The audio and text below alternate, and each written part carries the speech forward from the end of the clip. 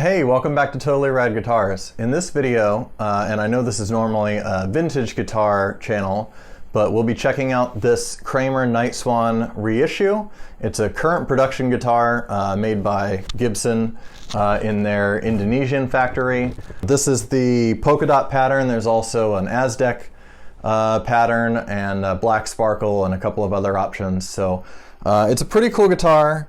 The originals, of course, the neck and body would be made by ESP in Japan, and then the parts shipped over to the United States for final assembly, fret dressing, that sort of thing. And I don't want this review to sound too negative, but I guess I just don't totally understand. I mean, for the price point, $899 brand new, this is pretty in line with other offerings, you know, from other makers, and it's good. It's a very good guitar. You've got two Seymour Duncan JBs, you know, the real deal. You've got a Floyd Rose 1000 bridge, which is supposedly made to the exact same specifications as the German-made ones, except made in Korea. The quality, you know, feels fine. I don't know if you really could tell any kind of tonal difference between this one or an original. I really doubt you could. You know, the pot has some nice, it feels nice. The paint job is good. The neck is actually a three-piece laminate, which is really cool, just like the originals. They got the headstock shape right, which is something that always bugged me about the Pacer series ones that they make. The beak on the current production Pacers doesn't look like the beak from the vintage ones, and they own the copyright anyway. I don't know why they don't match exactly, but maybe there's some other conflict there that I don't know about.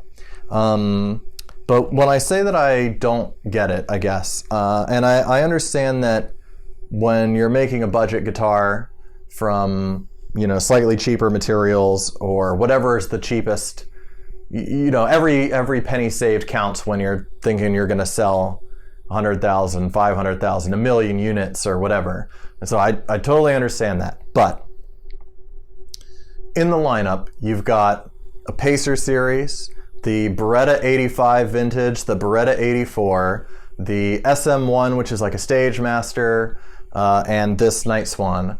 And they're all so similar. And they're all cool, but I don't understand why they didn't differentiate the models a little bit more like vintage Kramers were. I mean, that's part of the appeal of collecting vintage Kramers, and the reason why a guitar like this will never upset the value. I mean, the value of vintage Nightswans has gone absolutely through the roof, and introducing this model did nothing to slow that down. And there's a few reasons. So they did get the scale length correct. It's 24 3/4 inches, so it's a short scale instead of a 25.5 Fender scale guitar. It has an ebony fretboard, maple neck, mahogany body. That's all right. Obviously the mahogany is probably a little cheaper than the originals, but I don't know if that really is that important. But the thing that I think is so weird is, and I know it's a stupid thing to get hung up on, but the nut is an R2. The originals, it was an R1. And I have over here a Pro Axe, which is the same neck profile and nut width as a vintage Nightswan. So that's kind of my basis for comparison. I don't actually have a vintage Nightswan. They're a little bit out of my price range at the moment. But so this is an R2 nut, which is the most common, most popular nut size. So I get that. And the pickups, you have a JB in the middle and a JB at the bridge. And I think the way they did it was, yeah, you can kind of see in there, the JB in the bridge is Trembucker spaced, which didn't exist when the originals were introduced in '87. It was only, you know, standard spaced. So the original Nightswans had a JB in the middle, but a full shred in the bridge.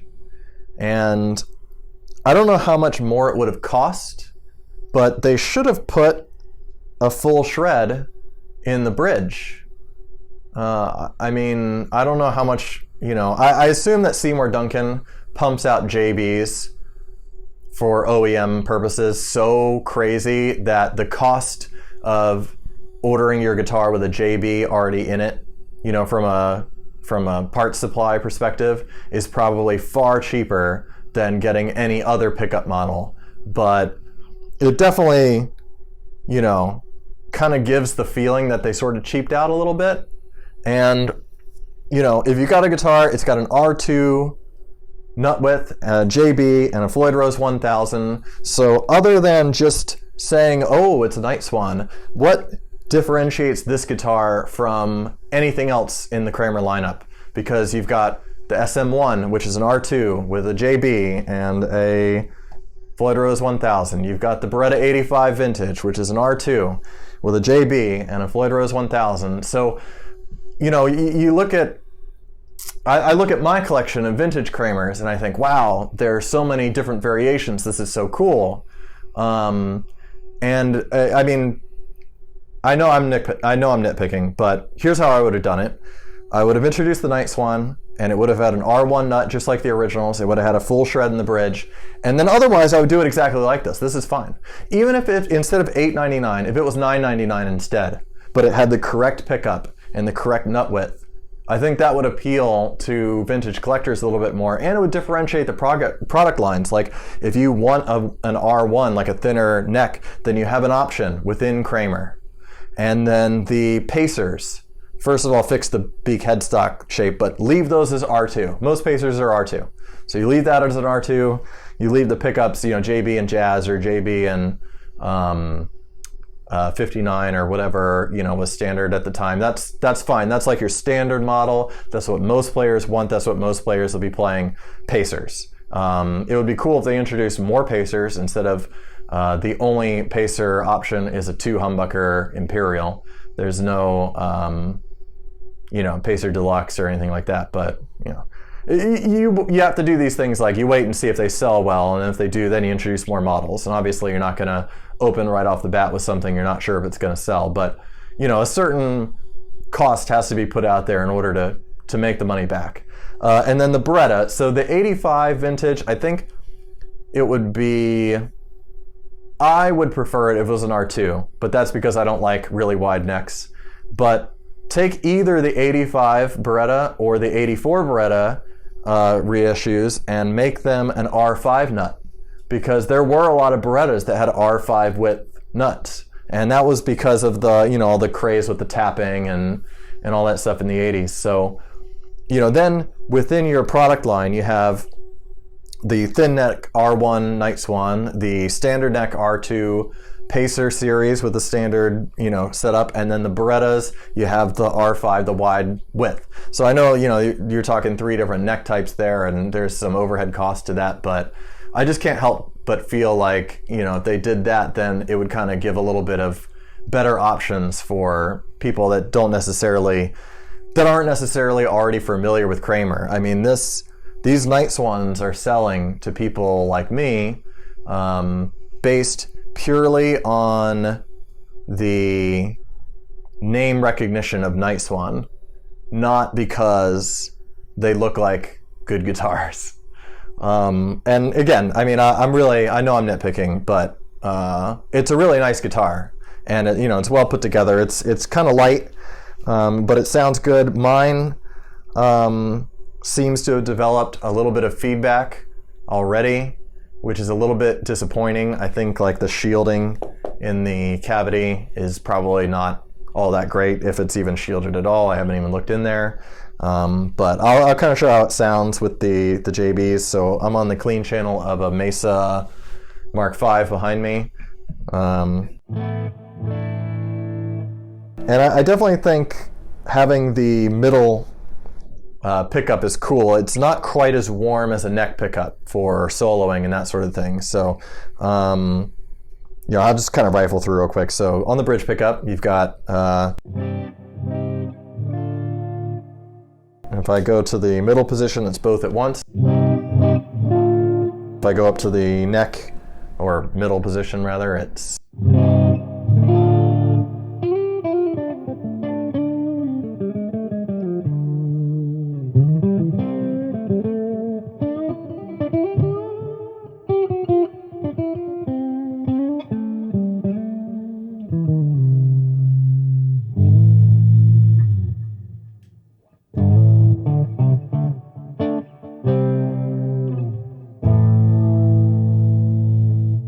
All right, well, let's just dive straight into the distortion now. So I'm on the bridge pickup, but I'll switch to the neck for like part of the solo, and you can hear what it sounds like.